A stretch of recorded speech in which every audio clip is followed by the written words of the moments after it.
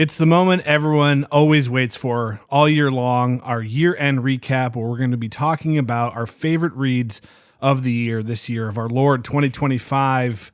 Welcome back to the Life on Books podcast. My name is Tony. With me, as always, is Andy, a.k.a. Metafictional Meathead. Andy, how are you? I'm doing well, Tony. Fantastic. So we're going to do things a little bit differently than how we've done in the past couple years. We are going to go over our top 10, but we are also going to go over some of the favorite books read this year by our book club members. And we've also set aside some extra categories for a few other things that maybe or maybe not would have made it into our overall top 10. But we're going to go over translated literature, favorite short books, and category for women specifically. Yep. Since we love women. Love them. Love them. And plus our overall top 10. So, as always, we'll be starting with our weekly reading update. Last one of the year. Yeah. What have you been reading, Andy? I have been reading Melancholy Resistance for the book club. Yep. And You Bright and Risen Angels by William Vollmann. Here's Melancholy of Resistance for people. I've been picking at Rainbow Stories by Vollmann as well. Mm-hmm. That's been my lunch break book. Nice. I was hoping, honestly, so You Bright and Risen Angels is a reread for me. Mm-hmm. I really liked it the first time I read it. I'm absolutely loving it. Cool. It's so good. I was kind of wanted to really push and try to finish it for this week because honestly, if I had finished it, it would be in my top 10. That's the only reason it's not. I wanted to stick to books that I've actually finished this year. Yeah. But it's so good. But I got some new shelves in this week, so I was putting those together. And that was a project. Yeah, a little bit. So I did that, and then just other library reorganizing. Been building some Lego plants, so Sick. It's been other things going on this week. So Yeah. didn't get around to finishing it, but that's what I have been reading. Cool. Yeah, this has been a rough couple reading weeks for me as well. I miss that time of year, you know? It is. I've been super busy with work too, just some year-end projects. Everyone's trying to spend as much money as they can so they have tax write-offs. Right. So I've been slammed. But I have been chipping away at Melancholy of Resistance as well. Also, The Sorrow of War by Bao Ninh. This is a book about the Vietnam War told from the perspective of a North Vietnamese soldier, and Bao Ninh actually did fight in the Vietnam War. He is Vietnamese, and this is translated by Phan Ton Hao. This is confusing. It says English version by Frank Palmos from the original translation by Phan Ton Hao. Interesting. So I don't know how that works exactly, but this is great. Much different than I anticipated. It's very meta. Okay. So it's non-linear. There's a lot of like flashbacks. It's quite violent, and it's about a soldier, but a lot of the book takes place after the war is over. Gotcha. And he's writing a novel about the war, so it gets a little confusing. Gotcha. I actually think you'd probably like it. Yeah, I have a copy. Oh, cool. Oh, that's right, because Carl had sent me these two. Yeah. Because you can't get this edition in the U.S. because it's a vintage red spine without some finagling. So thank you to Carl, if you're watching, for sending this all the way from China. So I've also been reading House of Fury by Evelio Rosero. One of the coolest book covers, I think, in my collection at this point. Yeah. And this is a New Directions Publishing book, and this is translated by Victor Meadowcraft. This rips. Yeah. Really good. That's awesome. Very reminiscent of 100 Years of Solitude in certain ways. Oh, cool. Okay. Huge cast of characters. Yep. Toes that line between humor, but also it's got some very dark stuff in it. Yeah. I have a copy of that. Mm-hmm. And I have read Tono the Infallible. But the same also author. by Evelio Rosero. Yeah. That book is dark. I would say it's been a while since I read it. I'm sure there was a little bit of humor mixed in at times, but not. I don't remember a ton. But it's just dark. It was good, but Yeah. So It started very funny, and I feel like as it's going on, it's getting darker and Yeah. less humorous. But it's about a family, a very wealthy family in Colombia, and they are having a wedding anniversary party in their huge mansion, and all their family and friends are coming, and it really starts out with like kind of like antics of just Yeah. the BS that you deal with when you're putting on a big function with family and You've friends. got a ton of people. Yeah. Ton of people, and oh, this person doesn't like that person, and that kind of thing. And then it quite rapidly kind of devolves into like there's multiple rapes, there's multiple murders, Yeah. and it all takes place over one single day. So it's kind of an interesting concept. Very well written. Cool. I'm really enjoying it. So. Awesome. And that is it for my weekly reading update. So let's start with our book club members' favorite reads of the year. And of course, as always, and is also true of our list, this is not books that were released in 2025 necessarily. Right. Not many of us, well, I think in the club, there's a good amount of people that read new releases, but you and I don't read a ton. So this is literally just our favorite reads that we read this year. So pretty interesting list. Let me count backwards here because last time we looked at a book club list, I kind of butchered the order here. So 1, 2, 3, 4, 5, 6, 7, 8, 9, 10. So coming in at number 10 for our book club. And these are books, not necessarily books that we read for the club. This is just club members and books that they read. So coming in at number 10 was White Noise by Don Nice. DeLillo. Good choice. Which is a great choice. Number 9 is Train Dreams by Dennis Johnson. Also a good choice. Also a good choice. And at some point, we'll get around to doing an episode about the film adaptation. And Johnson, the author. Yes. Number 8, Infinite Jest by David Foster Wallace. Okay. This one actually surprises me because I didn't realize there were that many people that read Infinite Jest this year in our book club. Fair enough. Yeah. But I mean, I would have liked to see it higher, but hey, yeah, great book. So not going to be mad about it. yep. So that was what, 10, 9, 8. Number 7, Hard Rain Falling by Don Carpenter. That's no real surprise. Also would have liked to see that in the top 5, but hey, Yep. people are reading. East of Eden by John Steinbeck. Nice. Good choice. Very surprising one next. Not because it's a bad book. I just feel like this is one that we read for the book club specifically this year. Okay. I was gonna say, if it's Stoner, I'm going home. It's not Stoner. Stoner does not feature in the top 10. Good. Just an FYI, just a little spoiler there. But The Last Samurai by Helen DeWitt. We read it for the book club. I felt like it was a pretty polarizing book. There were people who did really enjoy it, but I think there was a lot of people that thought this is not for me. Yeah. So it's a little surprising to see it this high on the list, but nonetheless, there it is. Did you finish that one? I did. Okay. Regrettably. And this is a good time to mention that I chose to keep any book club specific reads out of my top 10 for today. Okay. 'Cause I'm going to do a separate video ranking all of the book club reads.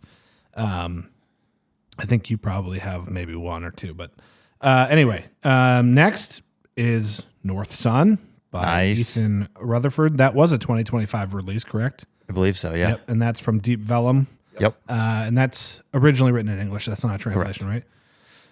Cool. I have It yet. is up for the National Book Award. Yeah, it was nominated, but it did not win. Oh, they announced a finalist I think so. Yeah, or a winner. I think so. Yeah. Okay. Still really cool. Yeah, absolutely. Okay, so we're getting into the top 3 here. Coming in at number 3. This is also a bit surprising to me. I haven't read this one. I'm going to read it at some point. You haven't read it either. I Who Have Never Known Men by Jacqueline Hartman. Okay. That surprises me for a couple reasons. Number one, I feel like that is like a very popular book talk book, which doesn't mean it's a bad book, but our Right. group, we don't have a lot of our club members who made it to the club via TikTok. Yeah. Most of the people that are in the club found us either through YouTube or Instagram. And also that's another book that I hear a lot of mixed opinions about. Like people either say this is absolutely worth the hype, or they're like, I don't know what the hype is about. This Yeah, book's yeah, not yeah. very good. Yeah. I will not be passing any judgment on it because I don't. I haven't read it. And a book that will make you very happy to be on this list: A Naked Singularity by Sergio de la Pava. Nice. Two. That's number 2. And the favorite book by just sheer volume of votes for it in 2025 that our club members read was Europe Central by William T. Volman. All right. So Cool choice. that doesn't surprise me because we read it for the club recently. So it's probably a little bit of recency bias. And I also feel like it was the type of book that if you'd already read Volman, you loved it. And then there's a lot of people who were maybe intimidated by it or normally wouldn't read that type of literature that gave it a chance and really enjoyed it. And also, it's such a dense book that even if you didn't love all of it, the parts there's probably something in it Yes. that you did like, and you probably really liked that part of it. Yes, we talked about it obviously when we did our episode on it, but Yeah. like, not my favorite Volman. I still thought it was a great book, but it's just not my favorite Volman. And even though I had some critiques or at least things that I wish there were more and or less of, there were certainly parts that I loved. Yeah. So that makes a ton of sense. Yeah. So Cool. All right. So let's get down to business. let's do it. Favorite short book, Andy. Train Dreams by Dennis Johnson. Fantastic. Fantastic. Oh, you got a nice hardcover here. Yeah. So why was that your pick? I mean, it's just a great little novella. You can read it in basically a sitting. I probably took a break here and there just to eat or something. But just a really, really moving book. Dennis Johnson tends to kind of fall into that, I guess you could say grit lit category. And while there's certainly a lot of darkness or at least misfortune that comes along to the protagonist of this book, it's not really that like horrifying, traumatic darkness. Well, I mean, it is, but you know what I mean? Yeah. I know you haven't read Angels, but the darkness or the suffering that Robert Granier goes through in this book is very different from the darkness and the suffering and the trauma that the characters of Angels go through, or Jesus' son, or even some of the stuff that takes place in Tree of Smoke. Yeah. It's just this, solitary man Yeah. living out in the wilderness and trying to find a little bit of peace and happiness, so to speak. And I'll say I really liked the novella. And then I know we've talked about doing a separate episode on the movie adaptation, so I don't get into it too much, but watching that, I thought that was really well done. And watching that really grew my appreciation for the book. Yeah. Just the way, I mean, like I said, like a lot of this is about this man living in solitude. The way the film is done, I know we talked about this before, the cinematography being very well done. Yeah. Just that, you really get a sense of just like him being alone in the woods or in nature, and trying to find peace. Yeah. So It was probably the best looking film I've seen in the maybe last 5 years. yeah, It was very well shot. so I think that added a lot.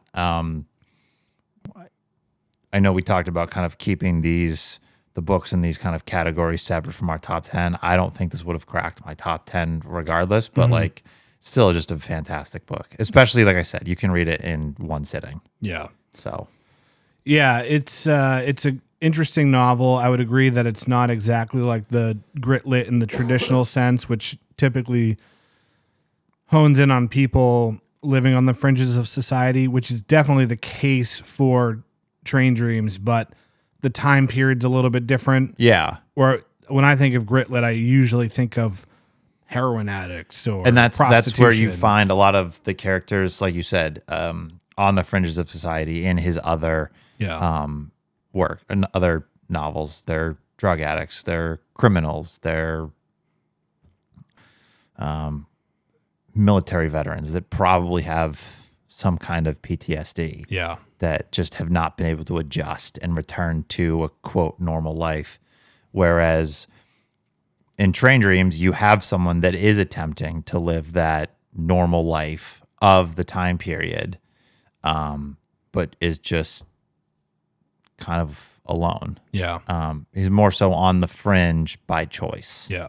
than by consequences of his actions. Right. Right. This is my pick for my short book, Minor Detail by Donnie Shibley, published by New Directions. It's number 1482. Yeah. And this was translated by, who is this translated by? It was Elizabeth Jacquet. You gave me this book, so I appreciate that. You're welcome. Great, very moving novel. Yeah. Any book that can create an emotional response in you with so few pages, I think, is really impressive. If you're not familiar with it, it's about effectively a war crime that took place in the Middle East in the 1940s.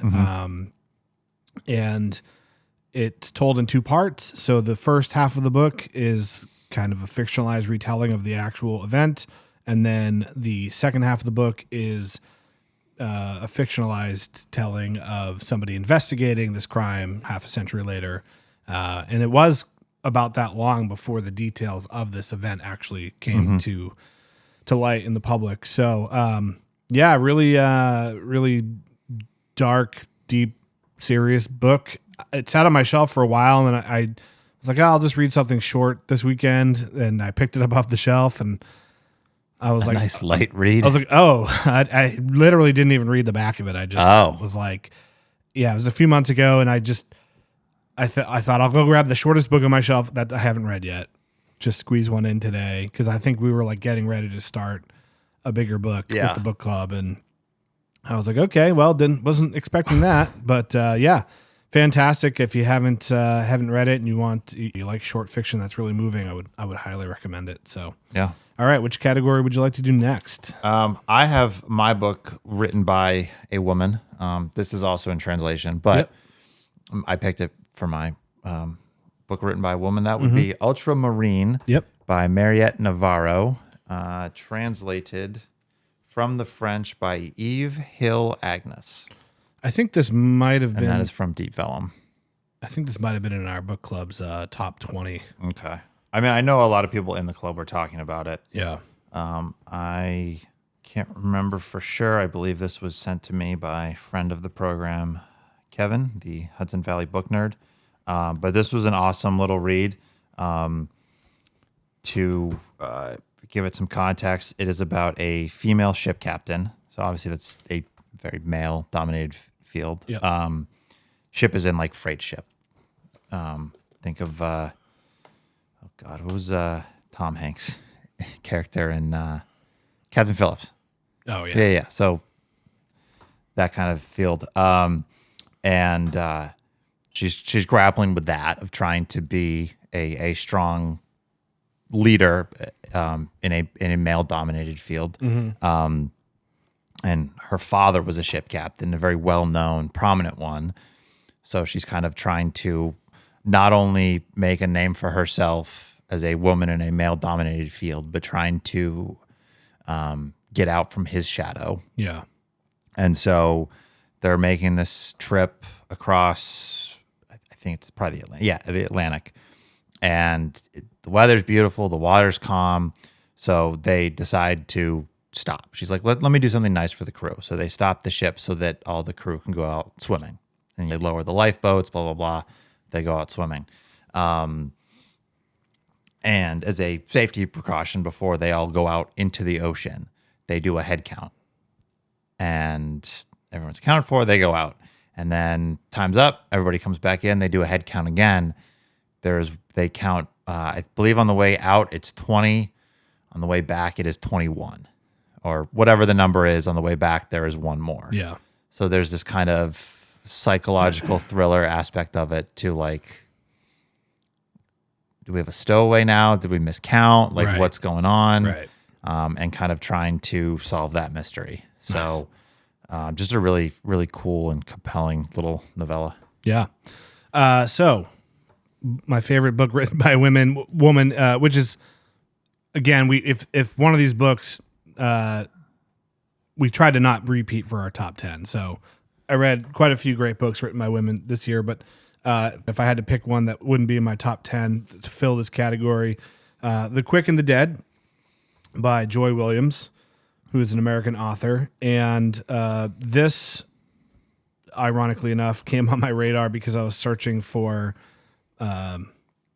books written by who might be considered like the female equivalent of Cormac McCarthy. And a lot of people say Flannery O'Connor, but I would say that he's probably, he's like her. She's not like him. I Yep. wanted something kind of like maybe contemporary. Yes.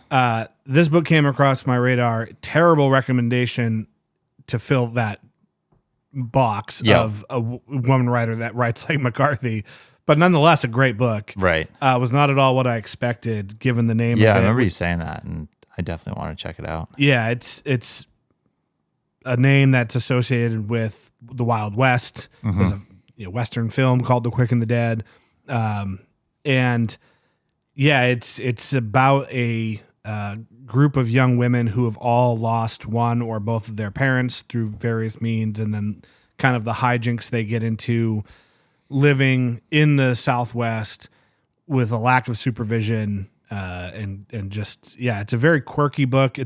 I really can't think of anything else I've read that I could compare it to. And Joy Williams' writing style is very, very funny, very easy to read. Just, she's got like a good rhythm to her writing. Nice. And she also is the one that wrote the introduction for JR. Yes. The NYRB edition. And she's written quite a few books. She's had a very long career, but this was my first foray with her, and I really enjoyed it. So, Sweet. yeah. Next, we'll do... I got a great translated book that I read this year. This is Attila by Javier Serenas. This is from Open Letter. This is translated by Katie Whittemore. So, Open Letter released 2 books this year under the title of Attila. The first one is a work of fiction. They're both works of fiction, but the first one is a novel written by Alyosha Cole. I believe I'm pronouncing that correctly. He wrote a book, Attila. Shortly after finishing that book, I don't even think it was published, but shortly after he finished writing the book, he took his own life. Yeah. And this book, Attila by Serenas, is about kind of a fictionalized retelling of his life up to, him killing himself and working on Attila. And just a really, really moving book. I mean, I think it should be fairly obvious given how Cole's life ended that he was going through a lot of mental struggles during the time he was writing Attila, and just to kind of basically live through that period of the tortured artist is kind of a cliche at this point, but like seeing him struggle and try to, all of the people trying to help him so that he can succeed and live a comfortable life of dignity. And Cole just kind of wants to toil away at this book. So just very, very powerful and moving. Yeah. Somebody was asking me about it the other day. And I said, I don't know. I haven't read it. But I read both. I did not understand a lick of Cole's book. that's mostly Attila. the feedback I saw from everyone who read it. I know a couple people that really enjoyed it. Yeah. I don't have anything bad to say about it. I didn't get it. Yeah. So, But And have you read anything else by him? Serena? Yeah. Yes. We'll get to Okay. later. Oh, ooh, a little foreshadowing. So, but yeah, just a great book. Yeah. For translated lit, I had so many I could have chose from. There's a lot of translated literature in my top 10. Yeah. But I went with All My Goodbyes by Mariana Demopoulos. This is published by Transit Books, and this is translated by Alice Whitmore. And I read this recently, and it really surprised me. Another kind of surprising book. Transit had sent this to me. I asked them for it because I was like, oh, this has a cool cover. Yeah. Read the synopsis and it sounded interesting. It's about a woman who is from Argentina, and when she becomes a young adult, she decides to move abroad, and then she goes to Europe, and she doesn't stay in one place for any real length of time. And the book is about all of the relationships she forms in each place that she goes, both romantic and just friendships. Nice. And it's not told in a linear fashion, which I like. So it jumps around a lot from this relationship here and then back to this one over there and then current time. And there's just a lot in the book that I feel like if you've ever been in that phase of your life as a young person where you really felt like you had no roots and you were looking for something and nothing was really scratching that itch, and you were meeting people that you cared about and you liked, but it just wasn't enough to like anchor you anywhere. Yeah. You'll probably really like this. Sounds really good. Yeah. There's also an axe murderer in it, which is cool. Hence the cover. All right, I'll take it. Yeah. So it's definitely worth a read. And it's super short. Nice. And I've really kind of struggled to connect with a lot of books that are written kind of specifically from like a young woman's coming of age Right. type story. And this isn't exactly that because she already is an adult through most of the book. But I just felt like it's a book that could appeal to anybody, even if you're not a woman or you've not really gone through some of the certainly there's a lot in there about a woman's perspective in a romantic relationship that I thought the writing was very compelling about. So, Right on. yeah. All right. My next pick is going to be a great long book Great for this long year. book. Don't have much to say because we did a whole episode on it, and you can go listen to that for all my thoughts. But it is Europe Central by William Tanner Volman. Love it. Awesome book. Yeah, I mean, I could have picked that for my long book, and I could have put that in my top 10, but because we didn't want to duplicate, it's not in either. Yeah. So you'll find out where it ranks in our 12 book club choices for 2025. I might get that video up before this one, but we'll see. Yeah, like you said, go watch the episode about it. It was just a few weeks ago. So. Yeah. My pick, kind of by default of what I just said, is going to be Cloud Splitter by Russell Banks. By no means a bad book. I quite enjoyed reading it. Mm-hmm. There were just some flaws to it that I feel like it would have been a great book. It would have been a book that I recommend to everyone. I can't stop thinking about Yeah. if it didn't have like two little things about it that just kind of irked me. Yeah. But I will give credit to Russell Banks as a storyteller and writer. The writing, it's one of those books where you pick it up and it just is a smooth reading experience. That's good. You Yeah. don't find yourself getting distracted a lot or wanting to put it down. You don't feel overwhelmed by its length. You sit down with it and 30 minutes later, you've read 50 pages. It's a very readable book. If you don't know what it's about the famous abolitionist John Brown. It's told from the perspective of his son, Owen, who was involved with some of the, I guess you could say, acts of terror that they committed. Just a crazy time period in U.S. history in general. And yeah, really, really it's a time period that I haven't read a ton of in terms of fiction. We talked about this on our Yeah. Q&A with the hot ones. someone had asked like, what's a topic and that we want to read about that we haven't in terms of fiction, and you had said Civil War. Yes. And I've read a lot about the Civil War from the nonfiction perspective, and most of it bored me to bits, if I'm being honest. In fact, one of the most boring books I think I've ever read in my life was The Scorpion Sting. I forget who the author is, but it's a very detailed account of some very specific political things that happened behind the scenes that basically led to the Civil War.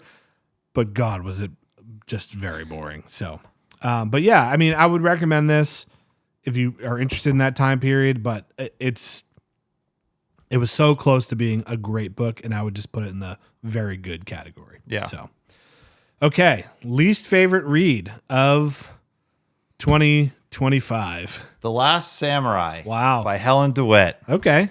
And this is of books we've completed, correct? We're not Yes. counting DNFs. Yes. Yeah. Which I'll be honest, I don't think. I mean, I DNF'd my share of books this year. I don't think there were any that were with the exception of like Frankenstein. I did not care for Frankenstein. But there were not many that I like put down because I was like, I'm just not. Yeah. I wasn't interested, or I didn't like it. I talked about this when we were eating the wings, but sometimes like I'll be reading one book and I'll start to read something else, and book B just catches my attention more. And I kind of forget about book A. That's, I think, what happened a lot for books that I DNF'd this year. Sure. Yeah. But as far as The Last Samurai, like I just didn't like it. Let the record show that this was your nomination for the book club, I know. which happens you know. when we're reading books that we haven't read before. You don't know if you're going to like it or not. Right. Yeah. Yeah. I mean, I just had heard a lot of great things, and I just thought it was weird and bizarre and didn't make a lot of sense to me. Yeah. Which is funny because there are plenty of books that are weird and bizarre that don't make a lot of sense that I really enjoy. But there was just, I know we did an episode and I shared a lot of my thoughts probably more articulately there. Yeah. But just a lot of the stuff where the kid was like going up to people and being like, "You're my father," and then spending the day with them and then just being like, "Psych, I'm going home." Yeah. That I was just, what the fuck? Yeah. What is going on? Well, I mean, It just didn't move the needle for me. yeah. I am ambivalent about it. There were things about it I really liked. There were things about it I didn't love. I would say in general this year, a lot of what I read, I would say were good books, but books that didn't necessarily blow me away. Yeah. And I don't know if that's just by way of the books I chose to read, or if I'm just getting to that point in my life, in my reading life, where I've read some fantastic books throughout my life. And Yeah. it's just the bar is just getting higher and higher and harder to provide that novelty and really have that big impact on you. Yeah. I ran into the same thing a lot this year. I think I had a harder time kind of putting together a top 10 list Yeah. than I have in the past. Certainly all like great books. None of these I just was like picked like, well, that was good and I need a 10th. Right. Nothing like that. But I mean, like you just said, like I read a lot of good books this year, but not as many great books that really just grabbed me. Yeah. And I think obviously I had a lot going on this year. Yeah. Brain tumor will do that to you. Yeah, and just stuff going on before and after that just kind of, I don't want to say like reading wasn't a priority, but maybe it still was, but it just was in a different headspace, I think, than had been in the past. And books that were really good just didn't grab me as much. Yeah. It could have been the book, could have been me, could have been a whole bunch of things, but I mean, I think it's normal for your intensity in your interest to wax and wane. I mean, I love riding my motorcycle, but there's days that you couldn't put a gun to my head and make me do it. I mean, and I think a lot of it is like what you just said about how obviously we both have been, big readers for years now. yeah, But I would say certainly, at least for me, and I'm sure for you, like over the last couple years, it's just really been more of an effort to really read a lot of books. Not necessarily like we've talked about for quantity, but just like the interest has grown.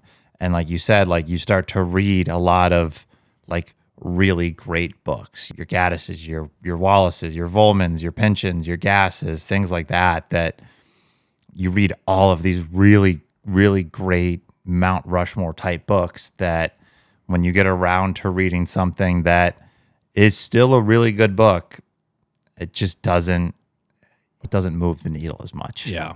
So Yeah, it's also, I think, just kind of part of your interest as a reader change over time too. Yeah. And so you might have a ton of books from one kind of genre or whatever, and then you kind of get a little burnt out on it, but you're still reading those types of books. Yeah. And it's time to switch it up. So I have some thoughts about changing some things in my reading habits for 2026, but that's a different episode. we'll save that for the next one. Yeah.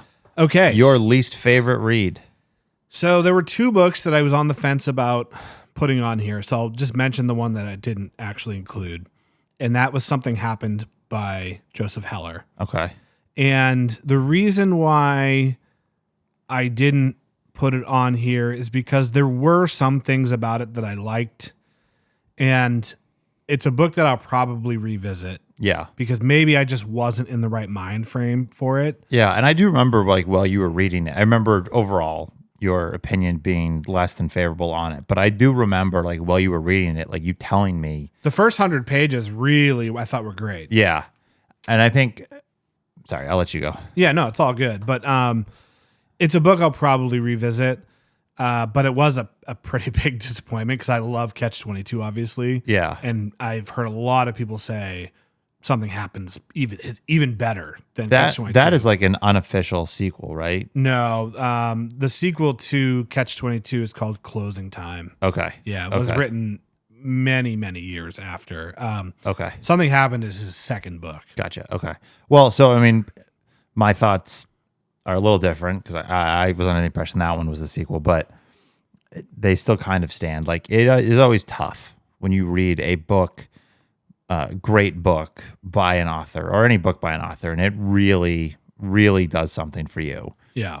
And then you have obviously that now you're interested in more of this author's work, and then you have other people telling you like, oh, this other book by this author is incredible. Right. So there's so much hype, might be the wrong word since it's a 50-year-old book, if not older at this point. Yeah. But there's a ton of expectation going Yeah. in. So Well, there's a famous quote from Heller, and I don't know if this is actually true or not, but the rumor is, maybe someone can link the interview if it's a real thing, but supposedly he was asked or it was said to him by a journalist or something, you never wrote anything as good as Catch-22. And he goes, no one ever has. yeah, To be like, yeah, I mean, I hit a home run the first time. right, And I wrote an American classic. right. Yeah, of course I never wrote anything as good as Catch-22. And like, no writer, people just aren't writing books that good that often. Right. So, So, all right. Anyway, my least favorite. real least favorite, Death Takes Me, Christina Rivera Garza. Sorry to her. She's a Pulitzer Prize winner, no disrespect, but I talked about this at length on some other episodes, but basically when we did the poetry episode, our friends Seth and David said poetry is not a riddle to be solved. And this book features poetry heavily and treats it like a riddle to be solved, in my opinion. Right. It was just too scattered, too fragmented, and I don't know. I just couldn't get into it. Some people that we know love this book. Yeah. Jonathan Golding Books loved it. But he's also a big fan of the poet that is referenced Right. in the book. So without that going into it, I just hated it. I really did. I hate to say it. All right. So, yeah. Enough of that. Let's get into the books we did like. Okay, our top 10 for realsies. For realsies. What do you got first? So I say this every year, but in no particular order. I feel like even less so this year. Sure. I think like the only one that is really like in its true spot is my number one. But 10 through 2, you could mix and match, change the order however you want. Okay. So, but starting off at number 10 is Dune by Frank Herbert. Wow. I know. Certainly not. I don't want to say not a book that I would expect to have enjoyed, but not the type of book that I ever like saw myself enjoying as much to put in like a top 10. I'm certainly. You know. I was certainly surprised when you read it and you were like sucked in by it and ripped right through it. Yeah, clearly it's a classic of science fiction, and we both neither one of us really like do much genre specific reading. Yeah. I think I only read one actual sci-fi this year. Yeah, but I don't remember what I was reading at the time, or had just finished, or was in the middle of, or whatever. But I kind of was just like, I want to read something that's maybe a little bit more narrative based, whatever, that was a little bit more straightforward, so to speak. But like you said, like I just got sucked in. Yeah. You know, I read it over like the course of a week. Like I just couldn't put it down. Yeah. I got sucked into the narrative. I mean, the writing's good, but it's not anything special compared to plenty of other stuff that I've read. Yeah. Yeah, I just got really sucked in. And there were parts of it, I think I've talked about this before, that kind of snuck up on me emotionally, that I found really like moving. And I think that's what's one of the really cool things about reading in general is just finding different ways to connect with books. Particularly, and this is a bit of a spoiler, but it's a very old book, and movies have come out about it. Tough so shit. yeah, deal with it. Paul's father dies. Yeah. And there's the section or the passage where he's finding this information out, and he kind of realizes like, oh, I'm the Duke now. Like I'm the important one. Right. And he's kind of like really focusing on like all of these things that like, oh, I have to do this now. This is how things have to change going forward. Like all of these things. And in the background of his mind, he's kind of going like, I should probably be mourning the loss of my father. Yeah. And he's almost kind of like numb to those kind of emotions, or is at least aware that he should be feeling more.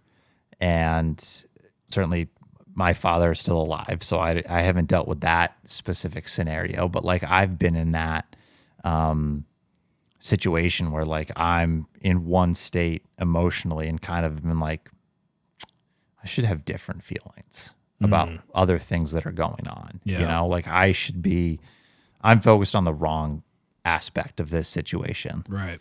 So for me, that was a very powerful thing. And I think, again, that's like one of the cool things about reading in general is like, I mean, this is a 700-ish page book, but like that's that section that I just mentioned is like maybe 5-10 pages. Right.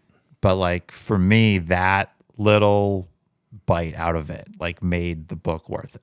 Cool. I don't want it to sound like that's the only part of the book that I enjoyed, but like that's what I think one of the things that is so cool about reading and really like landed this in my top 10 is like you have that small fraction of a book that just grabs you and you just think about forever. Yeah. So it's funny because it's the type of book that before either of us had read it, if you'd asked me, I probably would have said I would enjoy it more than you.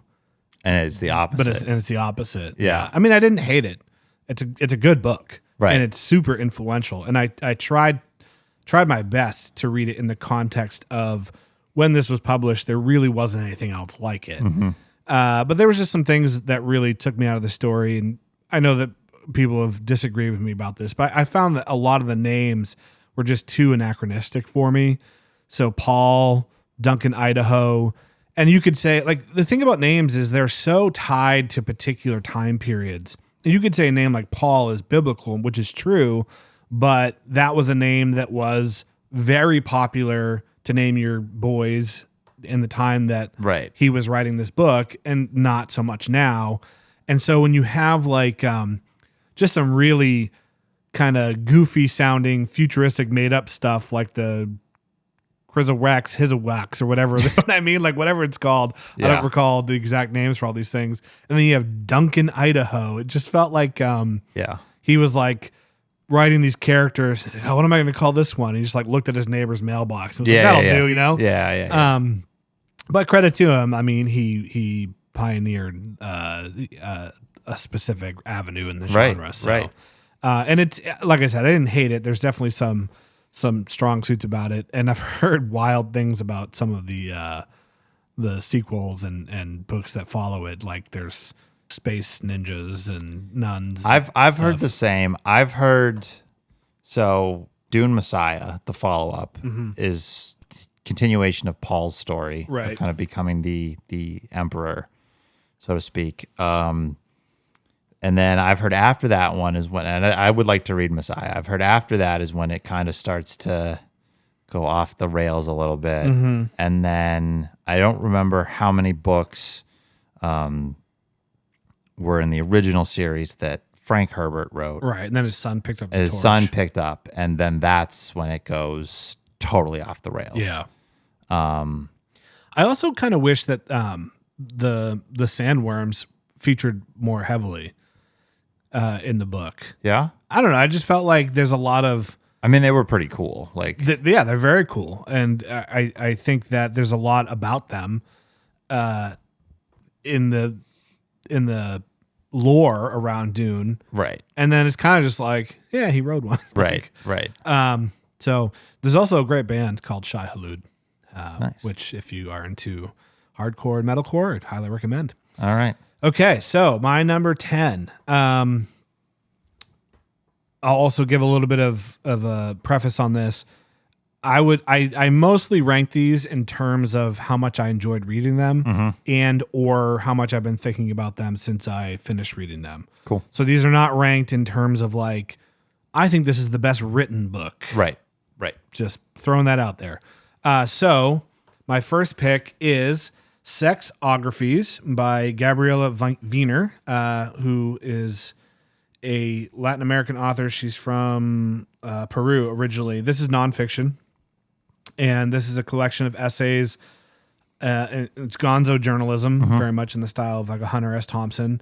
And it's about her, just writing essays about sex-related topics mostly. There's a couple things that aren't, like she goes and interviews people in a Peruvian prison.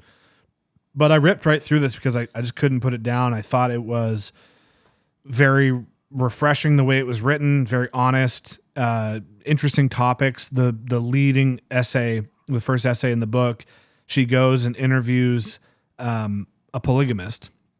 And this guy that's been considered like a sex guru, and he's got 7 wives, and she's just like, what the fuck is the deal with this? Yeah. Why are these women marrying this guy? And she goes and like stays with them, and it gets a little weird, obviously. Yeah. Just super interesting. So I really enjoyed it. And if you're looking for kind of a different nonfiction, I would really recommend it. And this is from a small publisher called Restless Books. So shout out to them. They sent this to me per my request because I was just looking for a new kind of small publisher to check out, and I grabbed a few books from them. And they have a great catalog, fiction and nonfiction. So I would recommend that. They publish a book or two that has been translated by Will Evans, who owns Deep Vellum. Right. So there's Cool. that. Cool. Yeah. Cool. So what do you got for number 9?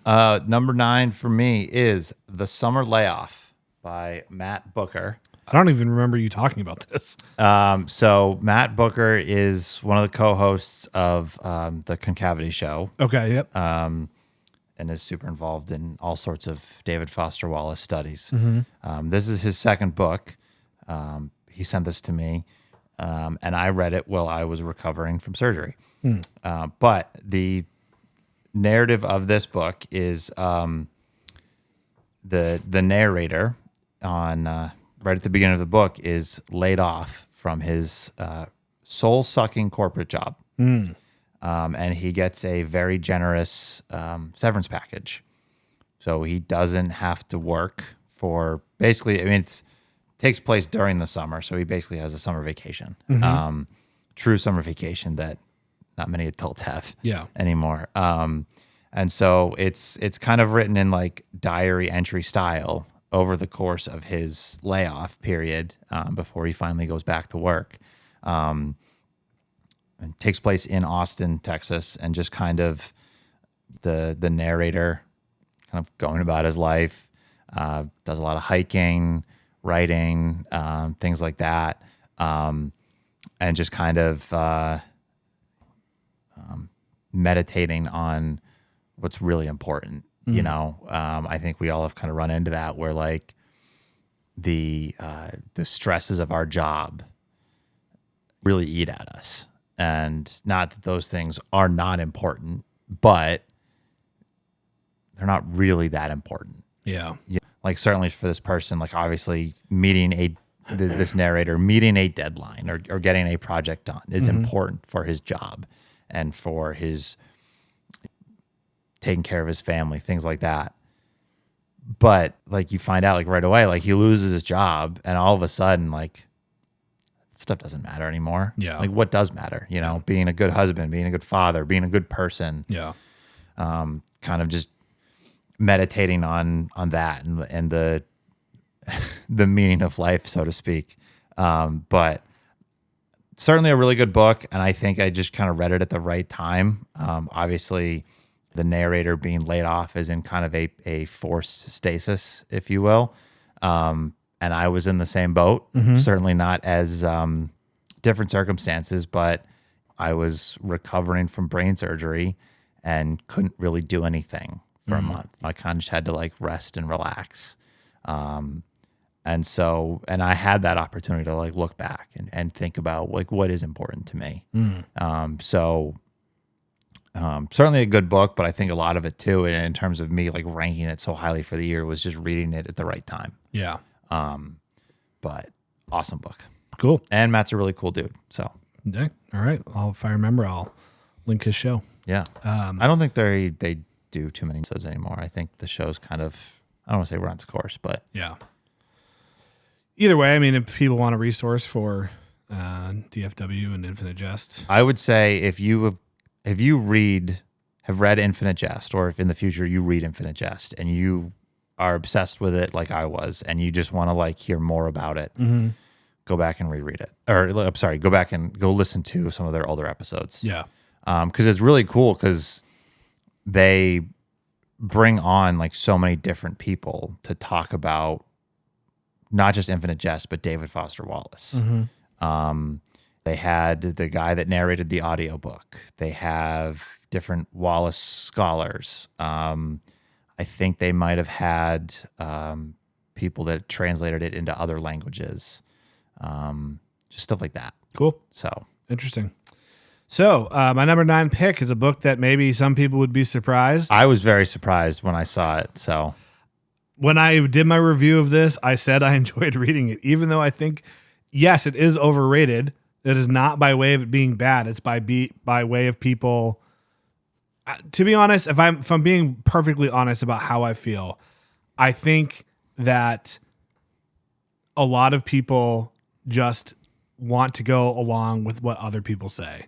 And a lot of people say this is their favorite book, the best book ever written, the best American book, whatever. And people are too afraid to say something different than that. So they overhype it. agreed. Anyway, With that said, if you genuinely think it's your favorite book, I understand why. But yeah, it is Blood Meridian by Cormac McCarthy.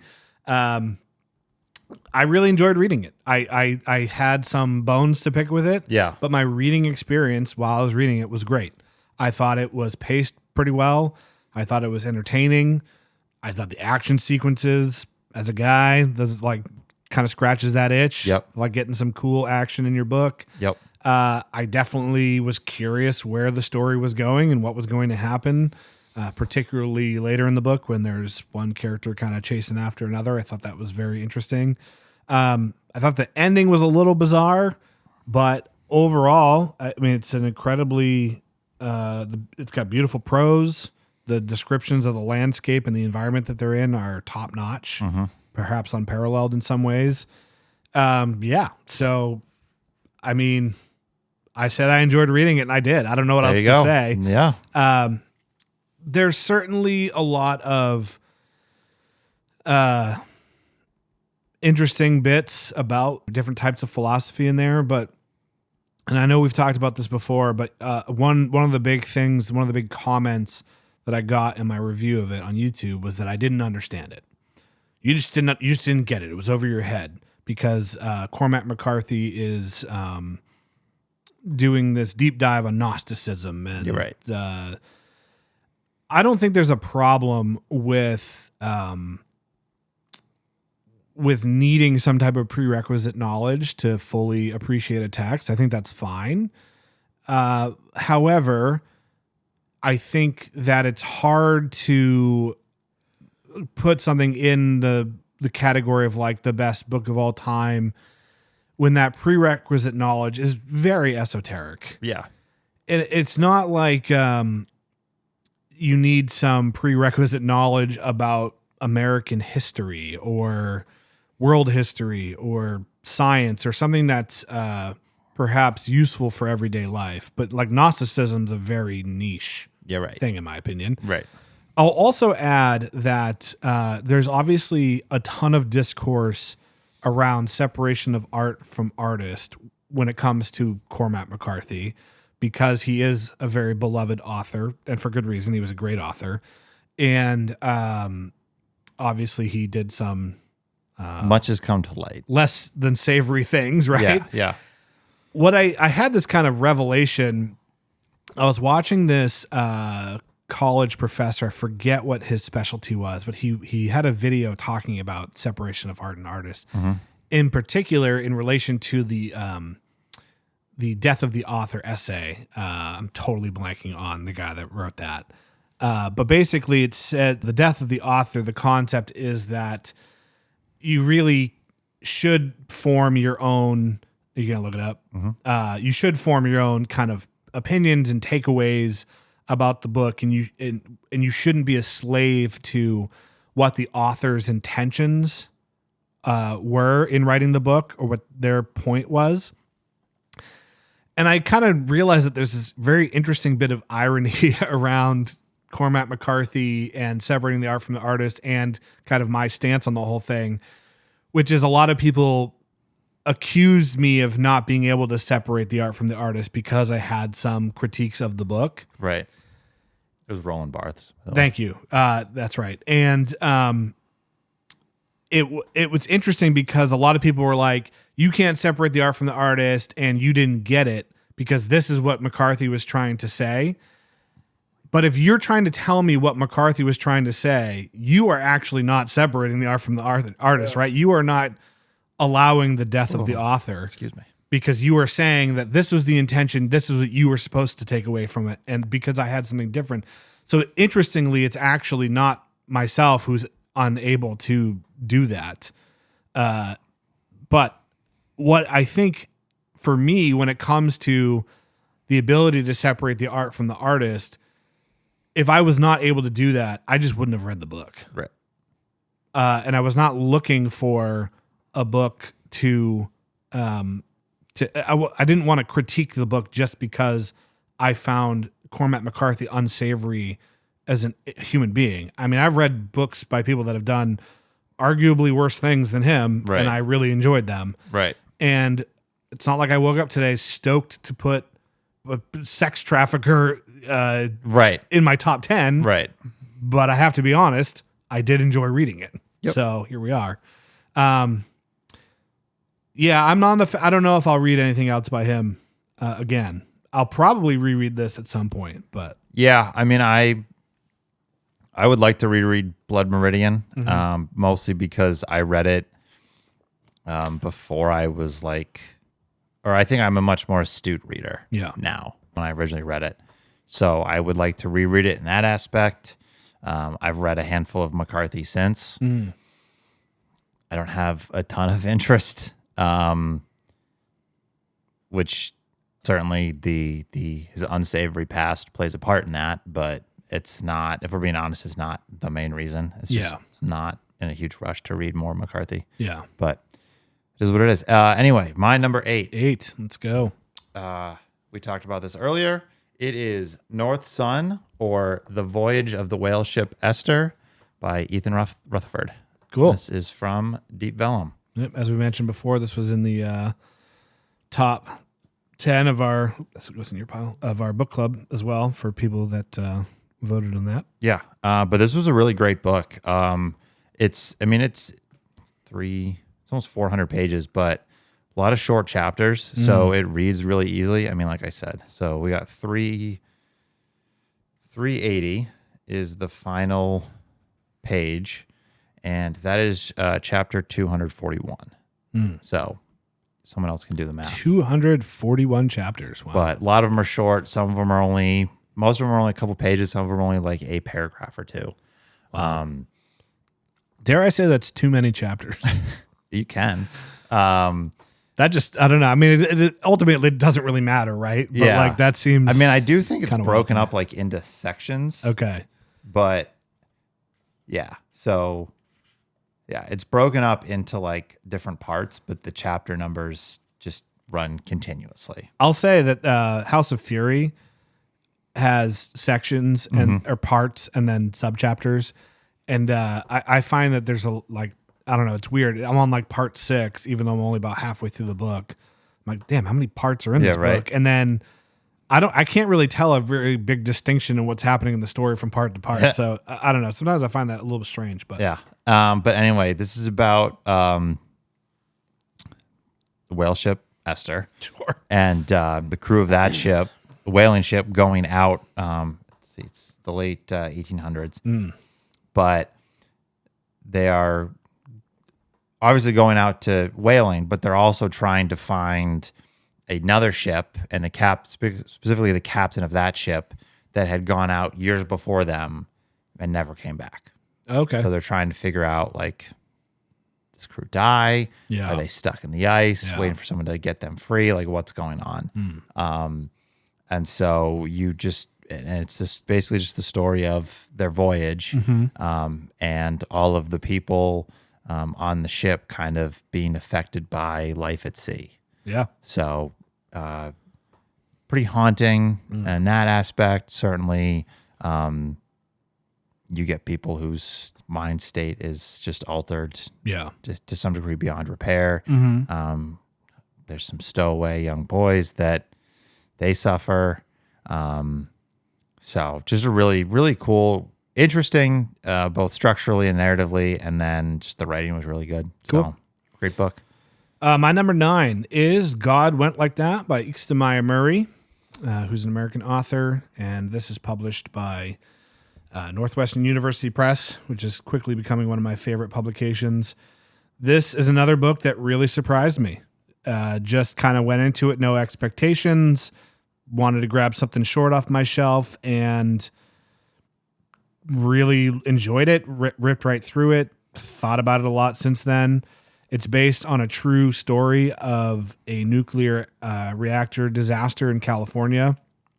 And this is told as a series of interviews from somebody who works for, I think, if I remember correctly, the EPA, basically years and years and years later, trying to like put together the pieces of what actually happened, what the true dangers and long-term exposures are from this accident that was kind of covered up. And so she just goes and interviews the people that worked at the plant at the time.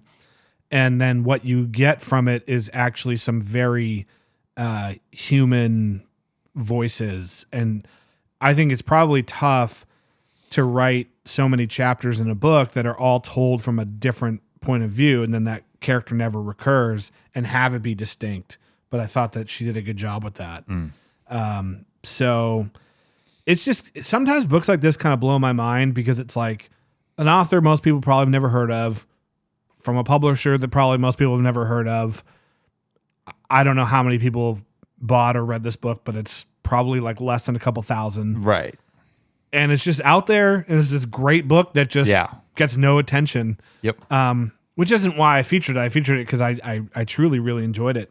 So yeah, I don't know what else to say about it other than I've kind of gone back and thought about it quite a bit since I read it many months ago now. So nice. Put these. So there we go.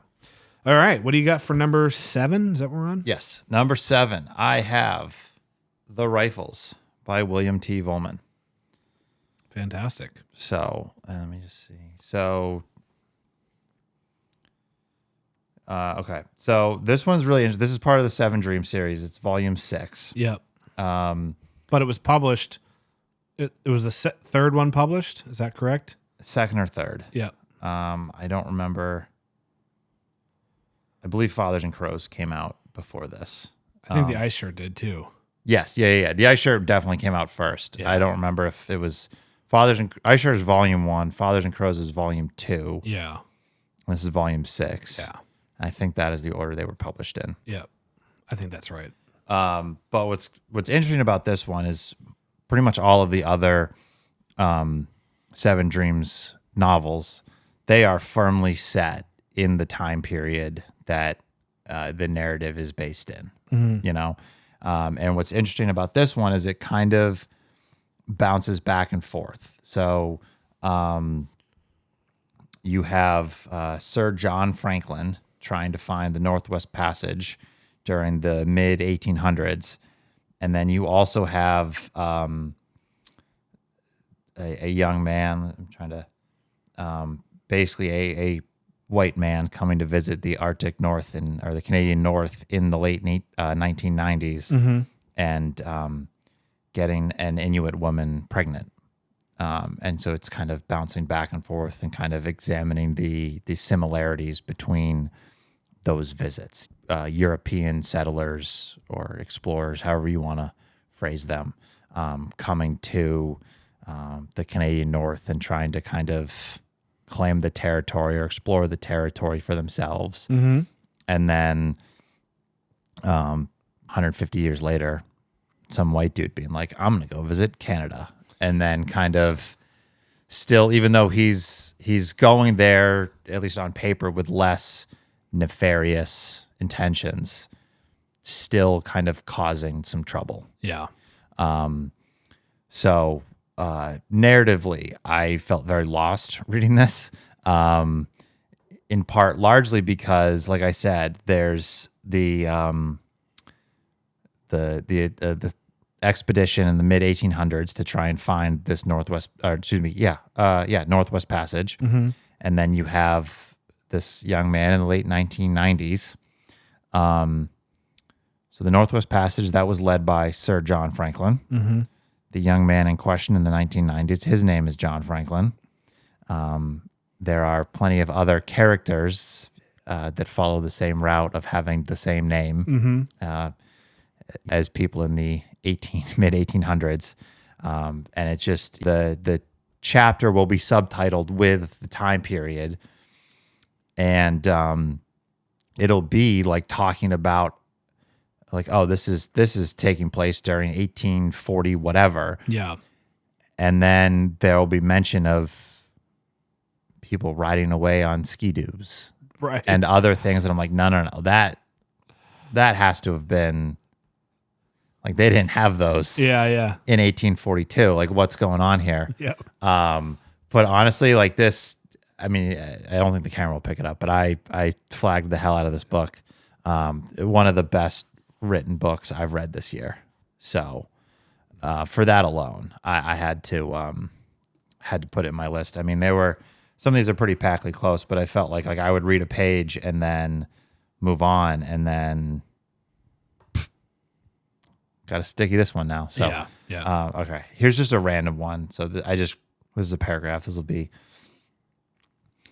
when we ride the wheel of fortune to the top, most of us fail to see that we are there, and continue to long for something still higher, even as the Ferris wheel gives another lurch and we begin to descend back into wretched nothingness. But he knew. In the Arctic, he had become wise. His belly ached most joyously with fullness. He was alive a little longer, and he could see the sun and the ice. Perhaps he would discover the third important thing, and then he could wait upon the fourth. He had no yearning anymore to reach Fort Resolution because he had no expectation of reaching it.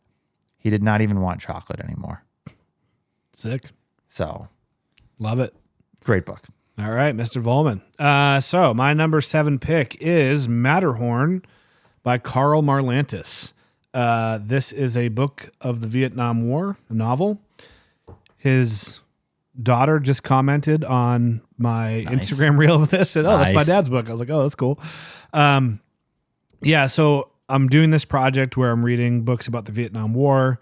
I have about 14 or 15 that I own. I've read 8 or 9 of them at this point. One thing I've noticed about books about the Vietnam War, more so than any other conflict or war that I've read about, is most of them are told in a very fractured way, which makes a lot of sense because I think more than any other conflict, the Vietnam War was just like, what the hell are we doing? Yeah. If you think about World War II as a good example, that was very clear cut. Here's the front line. Here's where we're pushing towards. We had this battle. We took this territory. We moved forward to the next area. And it was a somewhat linear process. Right. And I think a lot of war has been like that. That's not true for the Vietnam War. There was no front line. They would drop soldiers on a hill, be like, take this hill. There'd be a huge bloody battle. Maybe they'd quote unquote win. Maybe they wouldn't. Really not a whole lot of hard numbers on what the actual casualties for the opposition was. Then they'd put them back on the helicopter, fly them out, and they'd never touch that hill again. Right. And that Yeah. just went on for years. So a lot of Vietnam War books are told in that same kind of like just nonsense style of like, this happened and this happened and it was here and there and then this time period. And I think it like really reflects probably accurately what the real memories of these people were when they were there. Because most of these books are written by people that actually experienced it firsthand. Right. This is an exception. This is a very clear-cut narrative. And for all the talk I do about I love books with fractured narratives, it was actually kind of refreshing It is nice. to read a Vietnam War book specifically that was very much like the book follows the protagonist when he first gets assigned to his unit, and it follows his time as he progresses through the ranks, goes on a couple significant missions. It's told in a linear fashion for the most part. And it's just a very well-written book, feels authentic because it was. Karl Marlantes was a Marine in the Vietnam War. And it's just like, it's got kind of all the things you would want from a book about war. It's got the action, it's got the emotion, losing a friend, not knowing what the right choice might be, all that kind of stuff, dealing with the politics and power dynamics of rank. I thought it was great. Probably one of the better Vietnam War books that I've read. And if you're looking for a book in that topic, I would definitely recommend that one. So, Yeah. yeah.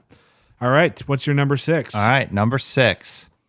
Another William T. Volman. All right. So it was the year of Volman. And this is Riding Toward Everywhere.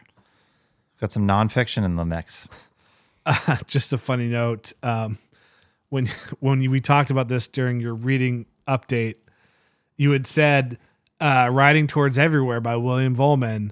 And then you said, I've read some nonfiction, folks, mark it down. And somebody, when I listened back to it, I understand why they got confused, but someone commented, they're like, I can't find any Volman book called Mark It Down. Like what? Oh, jeez. Yeah. So, this is a nonfiction. Yes. Riding Toward Everywhere is nonfiction. So it is in that kind of sort of gonzo journalist aspect of Volman.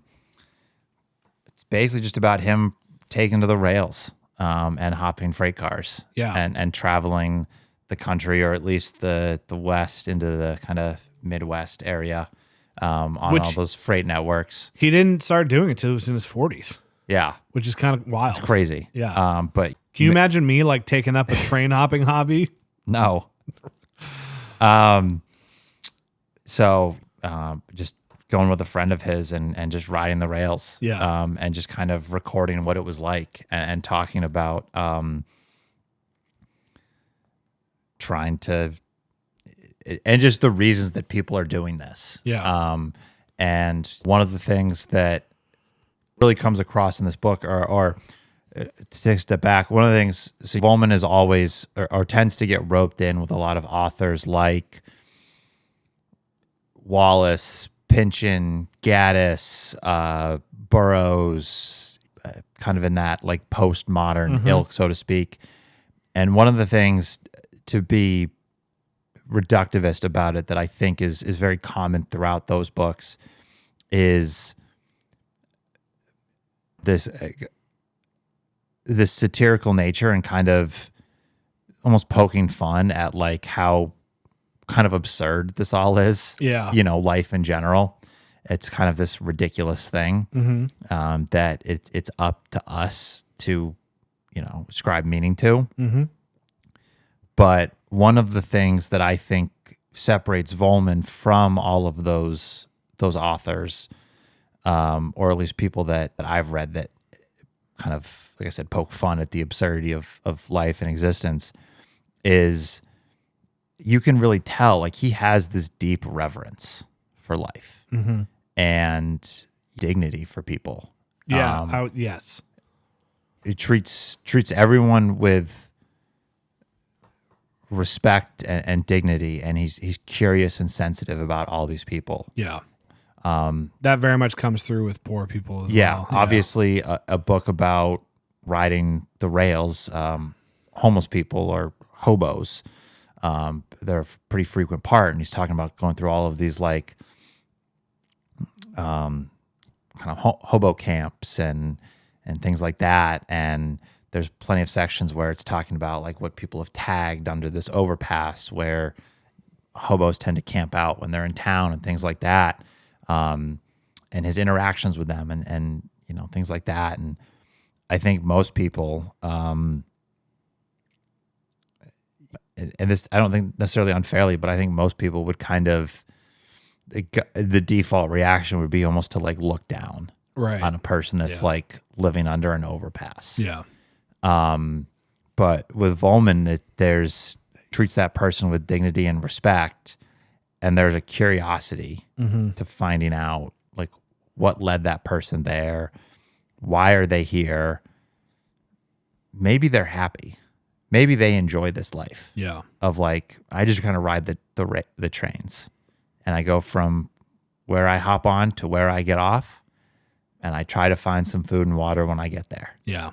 And there's this question throughout the book of like, are these people, and Volman asks this of the subjects and of himself. Am I riding towards something, or am I riding away from something? And he talks about this a lot of like having basically just like a bad experience, not that anything necessarily like traumatic happened, but just like we got on the wrong train and we went 100 miles north and we were trying to go east. Yeah. Things like that. Or it was just like took them longer than they thought they thought it would. The weather was crap, blah, blah, blah. They couldn't get the food, whatever. And then kind of having this yearning of like, I have to get back home. I have to get back home. I have to get back home. I got to get out of here. And then he gets back home and he's like, I got to get out of here. Yeah. I got to get back. I got to go back on the road. I got to get back on the train and just see what's out there. Yeah. And one of the kind of the central themes, and this is part of where the book gets its title from, is you have this idea of that if you're riding towards everywhere, if there's not a destination and you're just riding towards everywhere, at the same time, you're not really riding towards anything. So balancing that. Yeah. So just an awesome book. It was so good. Cool. So I'll have to get to it. It's one of the few Volmans I don't have a copy of at this point. But yeah, I think you would love it. there's a great musician named Benjamin Todd that is or was big into rail hopping and has written some great music around that. And yeah, definitely recommend checking him out. I just think it's such a unique, it probably gives people such a unique perspective on the country and life when you participate in that. But he's also in the Lost Dog Street Band. I don't know if anyone's ever heard them, but he's like a fantastic, like gritty country folk artist, and he's got some songs about it. And I'm pretty sure he used to like, that's how he lived. He just would like take his guitar, hop on a train, and like would busk wherever he would go. Cool. So yeah. So here's a quick little passage that I think kind of starts to get at what I was talking about with that reverence for life. But I can assure you that the tunnel darkness beyond the window of a subway car or passenger car, however eerie it might be, is quite innocuous compared to the real blackness that wrenches breath away. Reality caresses and stings. For a fact, reality kills. So does reality denied. At least when reality lays hands on me, I feel it. I never want not to feel. Nice. Yeah. I've enjoyed the essays and the nonfiction from Volman that I've read. So. Yeah. All right. We're on 6, 7. What are we on? This was 1, 2, 3, 4. Yeah. Okay. 10, 8, 9, 10. Fuck. 10, 9. This is 8, why we talk 7, about books, 6, not math. 6. All right. So my number 6 pick is Cigarettes by Harry Nice. Matthews. So this is published by Dalkey Archive, and our local indie bookstore Gibson's had 2 of Harry Matthews' books. So I was just cruising for logos of publishers, and I saw these, and I knew nothing about Harry Matthews. And I'm like, yeah, do I want to just like take a risk on like just another American white guy writer from the 70s or 80s, whatever? And I snapped pictures of the covers, and I was like, I'll look into these later. And then I went home and like looked up Harry Matthews. Was in the CIA, Right. Maybe. Translated French. He was part of a very unique writing group, international writing group or movement. Just a very interesting guy. Came from money. Was destitute for a while, I think, if I remember correctly. It's like, what the hell? I'll go take a chance on these. So I went and grabbed them, and I started with this one, and it just blew me away. Nice. And do you have a copy of this? Yeah. I bought all 3 of the recent reprints. Oh, cool. So yeah, basically it's about some New York socialites, and in the 40s or 50s, I believe. No, it's in the 50s or 60s, excuse me. So it's about all these people who are wealthy and kind of their lifestyle, but when you pull back the curtains, there's a lot of shady stuff going on behind the scenes. Right. It's not all it's cracked up to be. The overall like vibe reminded me a lot of Hard Rain Falling. If Hard Rain Falling was about wealthy people, not destitute people. I just thought it was super readable, and it's got this very weird character web. So each chapter is the name of 2 people, and no 2 chapters are the same, but every name features at least twice in the book. And so it's a very complicated web. I actually had to draw myself a character map when I read it. Oh, okay. Cool. But I loved it. I thought it was great. A couple other people in the club have picked it up since I recommended it and said they enjoyed it. So I just thought it was a really unique book. I'm looking forward to reading more from him. But from what I understand, this one stylistically is a bit of an outlier. So Nice. But yeah. All All right. Number 5 for me, I alluded to this a little bit earlier. This is Last Words on Earth by Javier Serena, and that is also translated by Katie Whittemore. And this is from Open Letter. Yeah. Very similar to what I said earlier about Attila being a fictionalized retelling about a particular author. This book is a fictionalized retelling about the life of Roberto Bolaño, or a Bolaño-esque writer. So Javier's really found his niche, huh? Yeah. But less so similar to the what Attila was about. Like I said, the author or a well-known author, kind of, and their life toiling to make art, but more so struggling artist versus tortured artist. Sure. But I read this again while I was at home recovering from surgery. And I think I read it in a day, but it really just hits home. You have,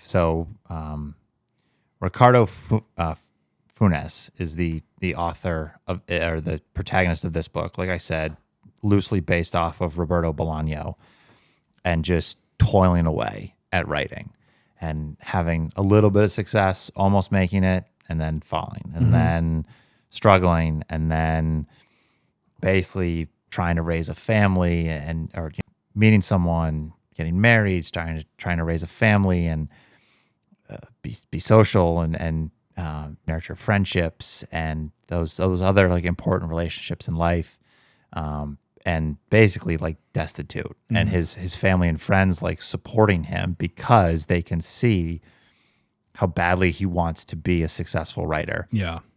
And really, like I said, like almost making it, and then just struggling and struggling and struggling, and then making it, and then being diagnosed with cancer. Oh, wow. So like that. Yeah. And so again, like I was saying earlier about Attila, just a really powerful and moving book. And this is only 153 pages. Nice. So, I mean, but just a great book. Cool. All right. Cracking into my top 5, also a translated work. This is A Posthumous Confession by Marcellus Imants, and translated by none other than J.M. Coetzee from South Africa. This came out in the late 1800s. It's basically about a loser. And this guy, he's kind of done nothing with his life. His parents are wealthy, and they die when he's pretty young. Like he probably, I don't know, I don't recall if he's an adult quite yet, but he's like close to. And he gets put on like an allowance effectively by the person that's been assigned his the executor of the estate. And yeah, he just kind of like is isolated from society because he has the money to be isolated. He doesn't have to work. He doesn't really have to go out into the world to do things for himself. And he was an only child and not really an outgoing child to begin with. And so it's just about the terrible person he becomes. And he eventually gets married, and then that doesn't go so well. So I just thought the writing was incredible. I thought the pacing was great. This is compared to Notes from the Underground by Dostoevsky, which I didn't love. I thought this was better. But yeah, it's a good book that you can read in just a couple sittings because it's quite short, published by NYRB. The translator's note, or the introduction, I should say, from Coetzee's pretty interesting as well. Cool. But yeah, I would highly recommend this one if you like books like that. Probably similar also to like The Loser by Bernhardt. Nice. And books of that nature. It's kind of in that canon. So Right on.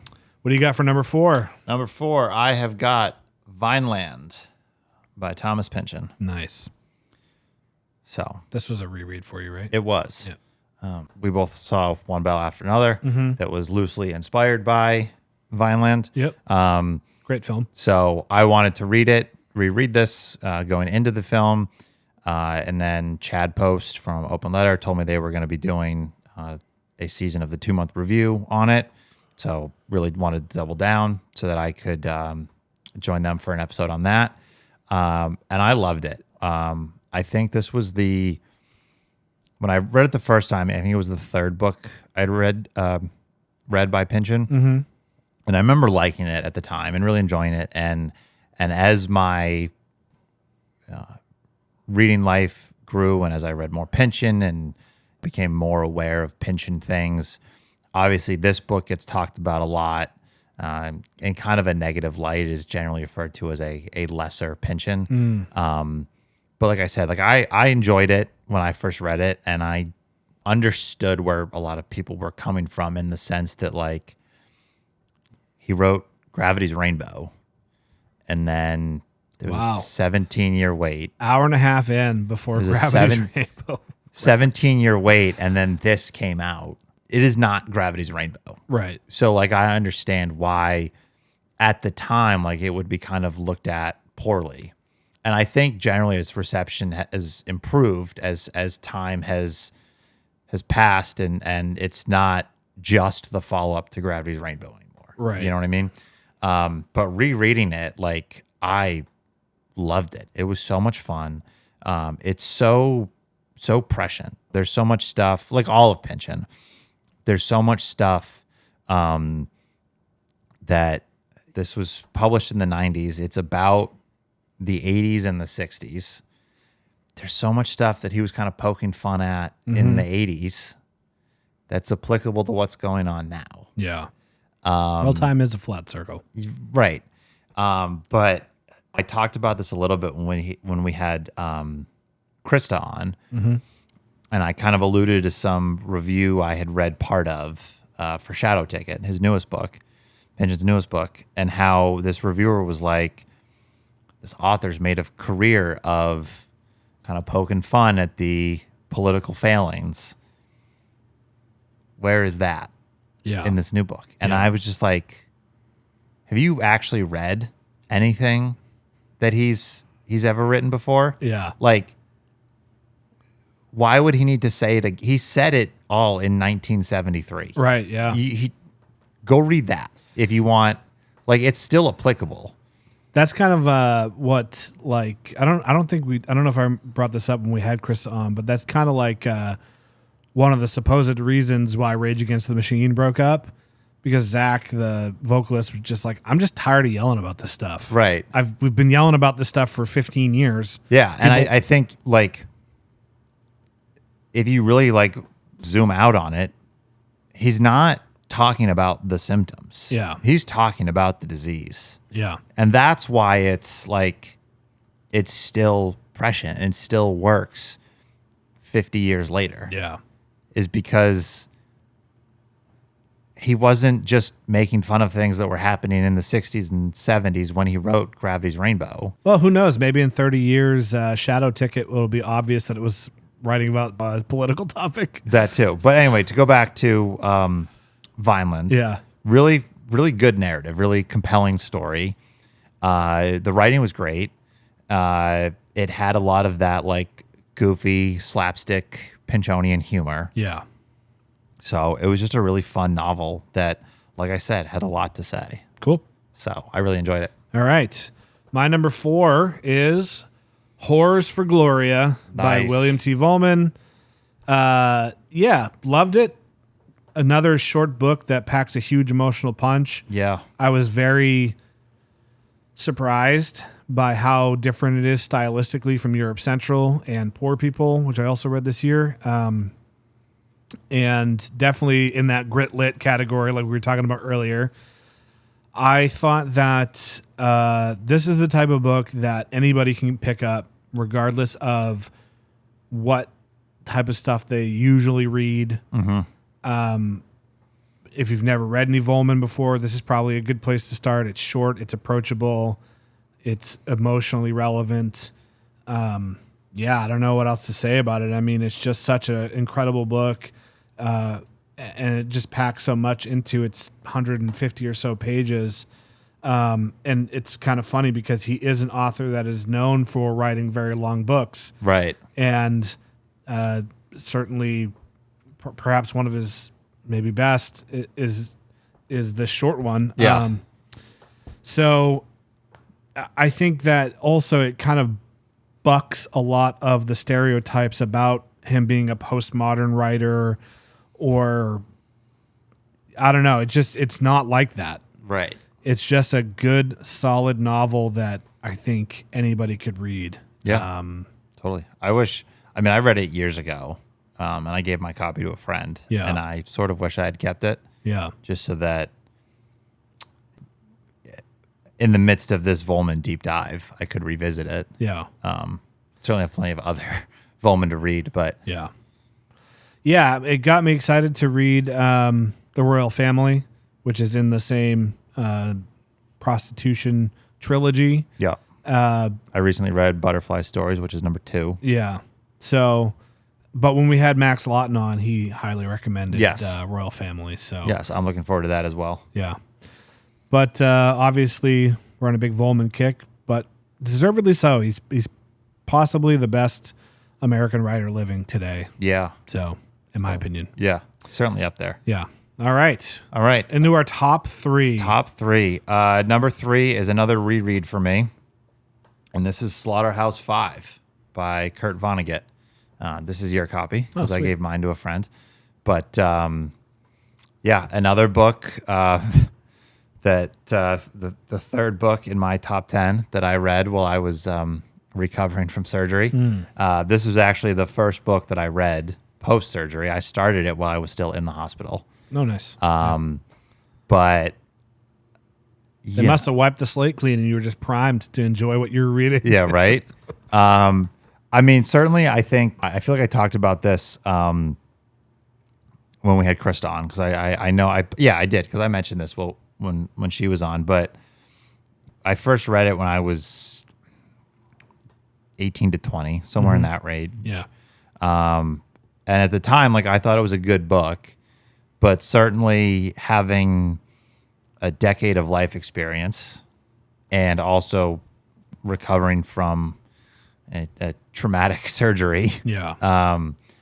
certainly added a lot of weight to it. And nothing I'm going to say right now is new information about Vonnegut. Yeah. Someone has probably said it more intelligently and effectively than I have, but fantastic writer. On the surface, it's simple. There's nothing like crazy and pyrotechnic about the writing. It is very straightforward, but he has found a way to just like really pack a punch in that, and then also. The book is about World War II and particularly the firebombing of Dresden, neither of which are like light subjects. Right. But Vonnegut writes in such a kind of goofy slapstick way Yeah. that makes it so much easier to talk about these horrible things. There's 2 parts that I often reference. At the beginning of the book when it's kind of like from the author's perspective, and it's about Vonnegut and kind of getting ready to write this book, and he's visiting an old war buddy, and he brings his children with him, and his children are playing with his friend's kids upstairs, and the adults are all down in the kitchen, and his friend's wife like will not acknowledge him. She's just being rude and cold and blah blah blah, and he finally says to her like, did I do something to offend you? Like, what's the deal? I want to clear the air. And she says to him, she's like, well, you're going to write this novel about war, and it's going to be made into a movie, and there's going to be some John Wayne type starring in the lead role, and it's going to look cool and glorified to go off and die in war. And then those kids upstairs are going to go off and die in a war because of what you're writing. And he said to her, like, I don't want that to happen. Yeah. I want to write this book so that doesn't happen. Yeah. He's like, you're not familiar with my game. Right. Like, that's my intent is to do the opposite of that. And then you have later in the book, this soldier that's just a total schmuck. None of his clothes fit. His boots are destroyed. They're 2 sizes too big. He's a total goof. He can't do anything. This patrol finds him, and they're basically just like dragging him along. And your gut instinct is to just like laugh at what's this idiot doing in a war. Like, how did he end up here? And then you have to stop and think like, well, if that guy can go to war, who else can? Like, Yeah, they that just need could be- bodies. right. They just need people. Like, Yeah. it could be any of us. Yeah. So I think for me, it was just such a powerful read. Yeah. So I had to include it. Cool. Vonnegut's a G. He wrote this book like 15 minutes from where I grew up. Oh, really? Yeah, he lived on the Cape for a while, Oh, wow. That's cool. and then he blew up after this book and kind of Yeah. threw his life away, No, it happens. or left it behind, I should say. When I was in high school, it was like kind of poo-pooed to like Vonnegut. Everyone's like, oh, you like Kurt Vonnegut? That's so cliche. Yeah, And then you kind of like mature and you're like, yeah, people like him because he's good. right. He writes right. great books. Yeah, So yeah, no shame in liking Vonnegut. So my number 3 pick is The Land at the End of the World by Antonio Lobo Antunes, the Portuguese writer, translated by Margaret Jewel Costa. This book is a ripper, man. Nice. A book he's quite famous for. It's about a doctor from Portugal fighting in the Portuguese Angolan war, conflict, invasion, whatever you want to call it. And it does feature that very fragmented style we were talking about earlier, where he's home and you're not sure if he's like furloughed for a time or what. But it's the protagonist is really grappling with the things he saw, the things he did. And obviously, if you are in a war and you are tasked with pulling triggers of guns pointed at people, that's got to weigh on you heavily. But I think the people that are treating the wounded are really seeing a lot of the worst of the worst. yeah, And if you have any reservations or conflicts about your personal beliefs versus what the ostensible mission is from your government, and you're seeing these people just coming back with terrible wounds that you're tasked with stitching up, I think it's probably tough, because it's like, yeah, you want to take care of your people, but also like, what the are we doing here? right. It's just an incredibly written book, and when I did my review of this on Instagram, it kind of blew up on Portuguese Gram or Portugal Gram. Cool. And most of the comments were people from Portugal saying like it's like considered a big deal that he hasn't won the Nobel. Like, we all think that like Yeah, this is the guy that should be winning the Nobel every year. We're like, is it going to be his year?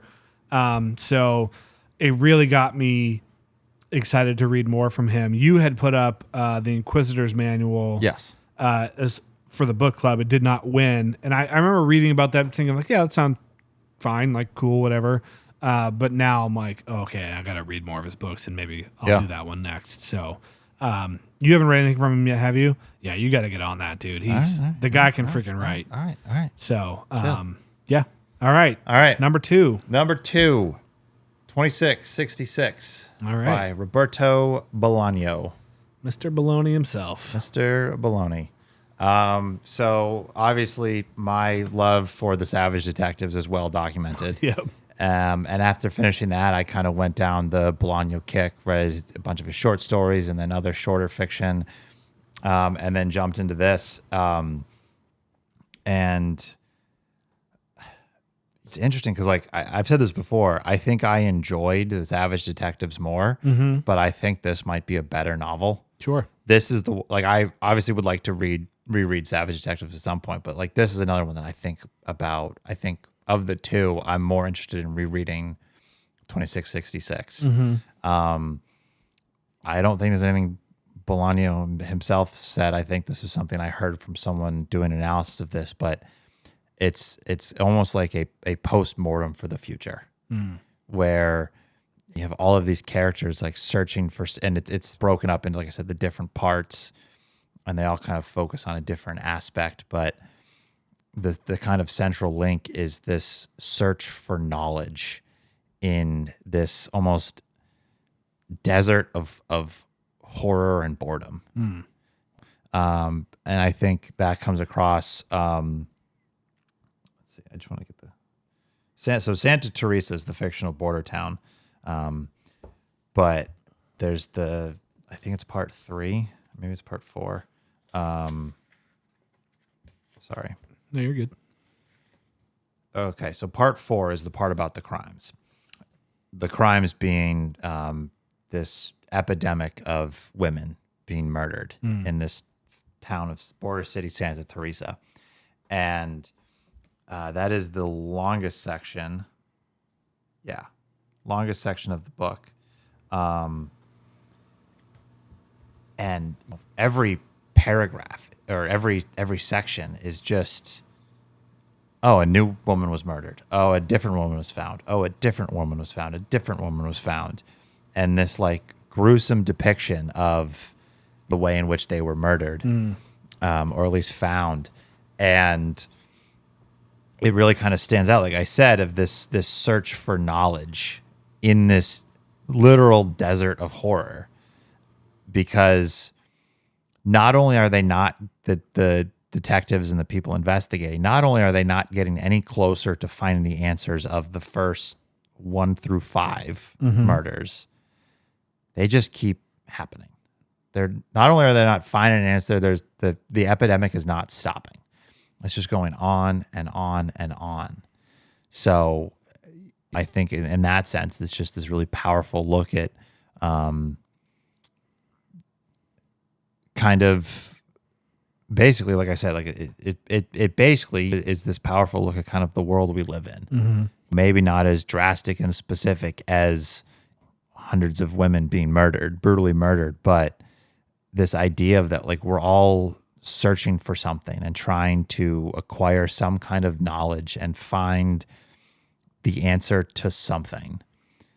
And at the same time that we're searching for our answers, the volume of noise and information around us that we have to sift through continues to grow. And especially this year, but maybe the last 5 to 10 for sure, the overwhelming majority of that news that we have to, and information that we have to sift through is negative. Yeah. So there's that struggle of not only is it just this endless effort to find something and very reminiscent of a Sisyphus type story, but the rock is getting heavier every time it rolls down the hill. Yeah.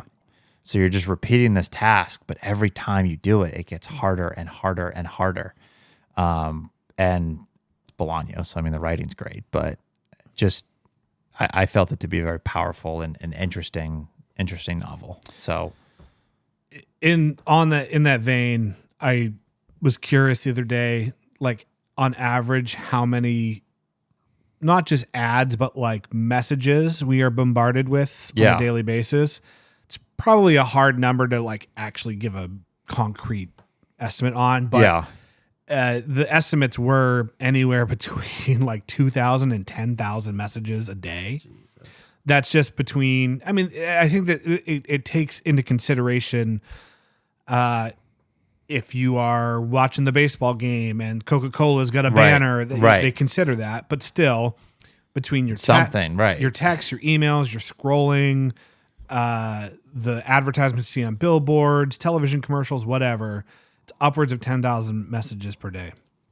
And I had this kind of thought about like why education, it's like a losing battle, because after you get ejected from the basics of high school, you as an individual really have to go out of your way to continue your own education. It's not going to happen accidentally. And now we are being bombarded by, we'll just call it 10,000 messages a day. Those messages basically want to do one of two things. They either want to sell you something, or they just want your attention because your attention can be monetized in some other way. Right. So they want it for views, for ad revenue, or to create an emotional reaction, and then you share the article with your friends or whatever it is. There's, of those 10,000, there is probably zero. I think this is a very safe bet. There's probably zero that are actually designed to enrich your life in some way, to make you happy, to make you think more critically, to make you feel spiritually or emotionally well or enriched in some way. And so it's kind of scary. Yeah. when you think about it, and it's like it's literally like bringing a knife to a gunfight. Yeah. Unless you're really taking some time. And a lot of people might say, well, I listen to podcasts and I do things to enrich myself and further just stimulate the mental muscles. But I think the big difference between something like a podcast and a book, and this is not always true, but I think most of the time it's true, is that a book is typically a long-term project that the author undertook and really put a lot of thought and research and time into it. It was probably edited, so it had another set of eyes on it. Where a podcast is literally, again, most of the time, just something that flew out of somebody's mouth at that moment. Yeah, I didn't think about anything regarding what we have been talking about today until last night. Right. So you're really just consuming somebody else's flippant opinions. Right. And that's true of us too. Right. Sometimes you just say things that they don't necessarily come out the right way, or you misspeak about something. And because you're managing so much else, I'm thinking about what you're saying. You're thinking about what I'm saying. I'm worried about the cameras and the recording. Sometimes it's not even until I'm editing that I'm like, oh, like that's not what I meant to say. Right, you know? right. Or I misspoke and mispronounced something or said the wrong date or whatever. And I think that's true of a lot of podcasting. And so, yeah, the long story is, to tack onto what you were saying about the book, I think that, that rock is, like you said, it's getting heavier. Yeah. And it's like exponentially getting heavier at this point. So, yes. Okay, my number 2 pick was a book that you read last year and didn't love, but I loved. And despite loving this author, had never read this book until this year. The Grapes of Wrath by John Steinbeck. I mean, it's one of his most popular works. Yeah. I read it earlier this year. It's just checked so many boxes for me. It's got the kind of classic Steinbeck storytelling, the naturalist writing, and it also features heavily based on a real event, the kind of Dust Bowl migration. It's got a lot of political themes to it, which I love. Yeah, and it's a book that I think prescient. You talked about that word earlier with Pynchon. I think that's definitely true of this. I mean, the looming AI that we're looking at now, potentially putting lots of people out of jobs it's basically that, right? The rock is getting heavier. The rock is getting heavier. And so I just think that it's a timeless classic that you can pick up and learn a lot about not just American history, but human behavior. And also, obviously, the story is not going to be for everybody. Like you had mentioned, it didn't really move the needle too much for you, but you can read this book, get a lot out of it intellectually, but also just really appreciate the writing and the story as well. So Definitely. a book that I thought about a lot since I finished it, flagged quite a bit. I mean, it's Steinbeck. It's like what you said about Vonnegut. Like, we're not going to add anything new to the conversation today. But, Right. Just what a phenomenal book, I thought. So Yeah. Keeping up with the theme of not being able to add much to the conversation, my number 1 book of 2025, Moby Dick, or The Whale by Herman Melville. Hermie. You're really paying tribute to your Cape Cod roots today. 3 books about the ocean. You had North Sun and Rifles doesn't count. no. The French one. Oh yeah. That's different. That doesn't count as much. What the? That doesn't count. It's a book about a ship on the sea. No, that's Okay. not the same. It's not whaling, but So yeah, Moby Dick. Also, an interesting choice for post brain surgery reading. sure. Yeah. But I think it was actually before I ended up going to the hospital. Me and a group of other people were all kind of talking about how we were going to do this group read, and then it seemed like everybody was reading Moby Dick this year. Yeah. But This was the first time for you, right? yes, Yeah. So, but yeah, I got my copy in. Actually forgot to bring my copy back to the Cape with me, so I ordered this one. Yep. And then, yeah, I was just reading it like crazy. I mean, I devoured it. Certainly is not an easy read by any means, but I think much more accessible than its reputation Yeah. says about it. But again, what the hell am I going to say about Moby Dick or Herman Melville that Yeah. hasn't already been said? Yeah. But just an awesome book. Certainly prescient in a lot of ways.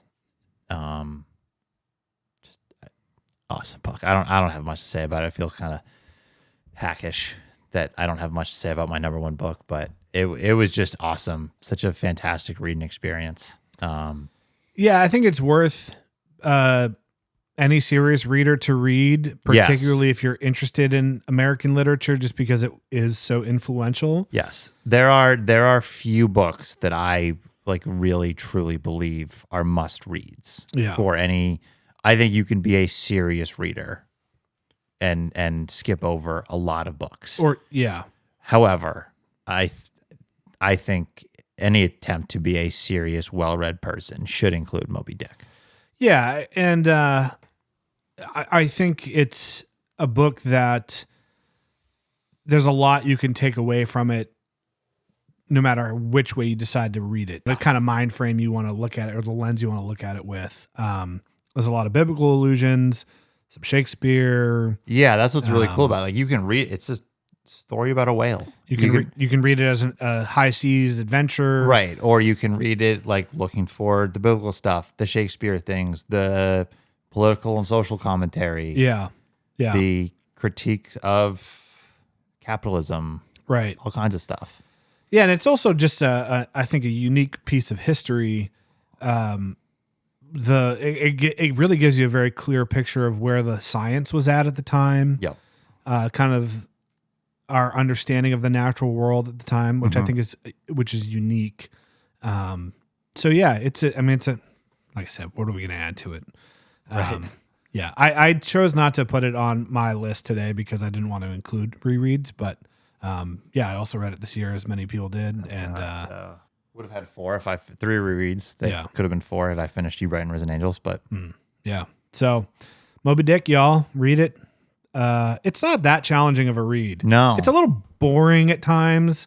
Some of the naturalist stuff in the middle section's a little slow. Some of the tautology is a little but it's not like the language isn't super hard. No, and you can look up any of the illusions. You can Google it. Right. It'll come right up. So if you're not sure about anything, it's a pretty easy book to kind of research your way through. So, okay, my number one book is a book I've talked about a lot this year because it's my number one book, and it is How to Quiet a Vampire by Borislav Pekic, translated by Stephen M. Dickey and Bogdan Rakic from Serbian. Cool. This came out in the 1970s. This particular edition is part of the Writings from an Unbound Europe by Northwestern University. Yeah, Northwestern University Press. Just had a little brain short right there. And there's a bunch of books by a bunch of different authors that all are kind of like the post-World War II, post-fascism era of Europe. And it's like 50 books in the Writings from Unbound Europe. So this is about a former Gestapo officer who goes on vacation about 20 years after the end of the Second World War to the town that he was stationed in. It's never clearly stated, but you're kind of given the impression that it's Italy. And he goes on vacation to the town where he was stationed as a Gestapo officer, where he was involved with some people being executed for political crimes. And it's epistolary, so he's writing letters to his brother-in-law, who's a historian, and he's basically reliving a lot of the memories from his time as a Gestapo officer there, and basically trying to justify his involvement with the Nazi regime. And it's a lot like Infinite Jest in that there's endnotes, and you got to flip back and forth and read them concurrently with, you don't want to save it to the end type of thing. I was maybe a few chapters in by the time I figured that out, actually. And I was like, oh, I need to go back and reread this. Super, super, super, super philosophical. And it really is a very Tony book because it takes that concept of we like to flatten things into black and white. These are the good guys, these are the bad guys. But it really does that thing that I love where it's like, even though the bad guys are the bad guys, they thought they were the good guys. Right. And, Right. So it plays a lot on the psychology of self-manipulation that people go through when they try to justify their own actions. Just basically the mental gymnastics that people do to Yeah. cope with whatever. And maybe this protagonist wasn't necessarily like, yeah, let's go kill all the Jews. He participated in it while telling himself, I'm actually trying to stop this. I'm going to Right. find a way to stop this, but then just didn't. Right. It's a very difficult book to read. Jonathan Golding actually compared it to The Tunnel. And after completing it, I agree with that assessment. It doesn't have the same lyrical prose style, but I would say like philosophically, it's very dark and brooding. Yeah. And Pekich is a great writer, very smart guy. The type of smart where it's like, this is slow going because this guy's much smarter than I Yeah, am. okay. So yeah, I don't know. It's a bummer that's my number one pick because right now it's not in print, and so copies are expensive. So sorry about that. So good luck to anyone trying to find a copy. But if you like dark, brooding, philosophical novels, I would highly recommend it. So Right on. okay, that was 2025 in What a a year. nutshell. What What a a year. year. How do you feel it ranks compared to your previous reading years? It was a weird one for me. Yeah. Same. There was a lot of books that like I said, they were very good, but fewer books that I was like, I'll be talking about this book for the rest of my life. Right. Right. Yeah. I felt the same way. It's funny. I made a very concerted effort this year to not worry about like tracking books. In 2024, like I didn't care how many I read.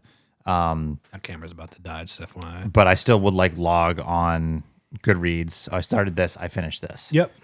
And so when we did this last year, like I opened Goodreads and I just scrolled through and I was like, oh, that one, that one, that one. Yeah. And certainly just aside from the books being memorable, like it just was easier to just pick them out of the list, but I didn't do that this year. So I was kind of just like running around the library this morning. Like I really liked that book. I think I read it at the tail end of 24. Like, I think I just missed the cut, Yeah. like trying to remember, like, did I? And I was like scrolling through my Instagram stories. Like, did I post about that in May or whatever, Yeah. So, but yeah, I mean, it was a good year. Not my best year, I don't think, but still a good year. Nothing to be too upset about. Cool. So Well, thanks for sticking with us for about 2 hours. And our next episode will be about what our reading goals and plans and outlook for 2026 is. we'll see you next year. See you next year.